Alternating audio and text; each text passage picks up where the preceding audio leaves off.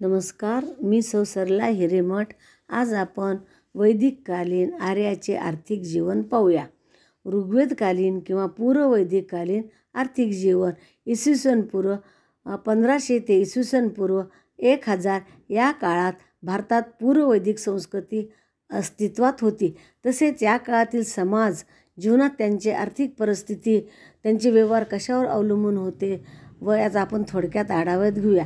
ऋग्वेदकालीन समाजव्यवस्था ही ग्रामीण स्वरूपाची असल्यामुळे त्या ठिकाणी पशुपालन हाच एक महत्त्वाचा व्यवसाय होता. कोणत्याही राज्याची राज्यव्यवस्था ही त्या देशाच्या करप्रणालीवर अवलंबून असते. या काळात म्हणजेच ऋग्वेद कालामध्ये समाजव्यवस्था ही अस्थिर स्वरूपाची असल्यामुळे पशुपालनासाठी त्यांना सतत भटकंती करावी लागत असे. तसेच त्यांचा जमिनीवर वैयक्तिक किंवा स्वतंत्र अशी मालकीची व्यवस्था नव्हती. तर या ठिकाणी सर्व समाजातील जी व्यक्ती असेल त्यांची त्या जमिनीवर किंवा या गवतावर त्यांची एक सामायिक मालमत्ता असे. कारण त्या ठिकाणी पशुपालन हाच त्यांचा मुख्य व्यवसाय असल्यामुळे पशूंना त्यांच्या जीवनात महत्त्वाचे स्थान होते व त्यासाठी त्यांना कुरणाची आवश्यकता होते. तसेच पशुप्राणीमध्ये गाय, बैल, घोडा, शेळा, मेंढी, कुत्रे यांचा समावेश होता. ऋग्वेद काळात हत्ती किंवा वाघाचा उल्लेख आढळत नाही. गायीचा उल्लेख मात्र 122 वेळा ऋग्वेदात आढळून येतो. तसेच गायीला सर्वात जास्त महत्त्व होते. त्यामुळे त्यांच्या दैनंदिन जीवनात अनेक शब्दाची निर्मिती गायीच्या नावाप्रमाणे आढळून येते. गवस्ती, गोसू, गव्यत इत्यादी सारखे वाक्प्रचार त्यावेळी आढळून येते. तसेच गोधुली, दुहित्री इत्यादी. ऋग्वेद काळात श्रीमंत धनी व्यक्तीला गोपत असे संबोधले जात असे, तर राजाला गोपती आणि युद्धाला गविष्ठ, गेसू, गव्य, गम्य इत्यादी शब्द प्रचलित होते. तसेच वेळेला किंवा समय इत्यादीला गोधूल म्हणत असत.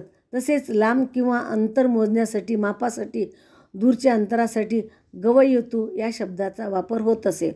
तसेच गायीला अघन्या असे देखील संबोधले जात असे, जिची कुणी हत्या करू शकत नाही अशा प्रकारे.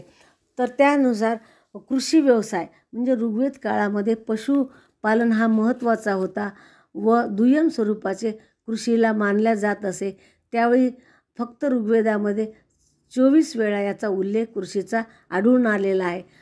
तसेच या ठिकाणी भटकंती करत असल्यामुळे आणि युद्ध हे म्हणजे जमिनीसाठी किंवा जमिनीच्या वादातून होत नसेल किंवा जमीन विस्तारासाठी, साम्राज्यासाठी न होता गायीशी संलग्न होते. म्हणजे गोमातेला या ठिकाणी महत्त्वाचं स्थान होतं आणि गायीचे पळवापळवीचे प्रकार चालत असे आणि गोधन हे महत्त्वाचे असल्यामुळे या गोधनाचे तसेच हे विनिमयाचे एक साधन होते.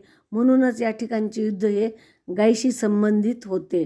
तसेच या ठिकाणी गहू किंवा जव या धान्याची त्या ठिकाणी म्हणजे निर्मिती होत असे. ऋग्वेदाच्या पहिल्या आणि 10व्या मंडळामध्ये धान्याची पेरणी, कापणी याचा उल्लेख आढळतो.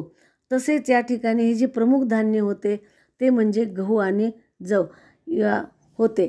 तसेच या ठिकाणी व्यापाराला पणी किंवा पणी असे म्हणत असत आणि संबोधले जात असे. त्यांचा ते विनिमय फक्त गायीच्या आधारे घेवाणदेवाण किंवा आमोद प्रमोद करत असे. व त्या ठिकाणी आपल्याला लाकडी काम करण्यासाठी जे लोक आढळून येतात त्यांना तक्षक असे संबोधले जात असे. रथाचा व्यापार तेथे केला जात असे. म्हणजेच या ठिकाणी नांगराचाही उल्लेख आला आहे. तो नांगर देखील शेतीसाठी लाकडी स्वरूपाचा होता व त्यांची शेती ही पावसावर अवलंबून होती. म्हणूनच ते कधी अतिवृष्टी किंवा अनावृष्टी होत असे, धान्याची नासाडी होत असे. म्हणून ते अनेक मंत्रांनी देवतांना प्रसन्न करून घेण्यासाठी स्तुती करत.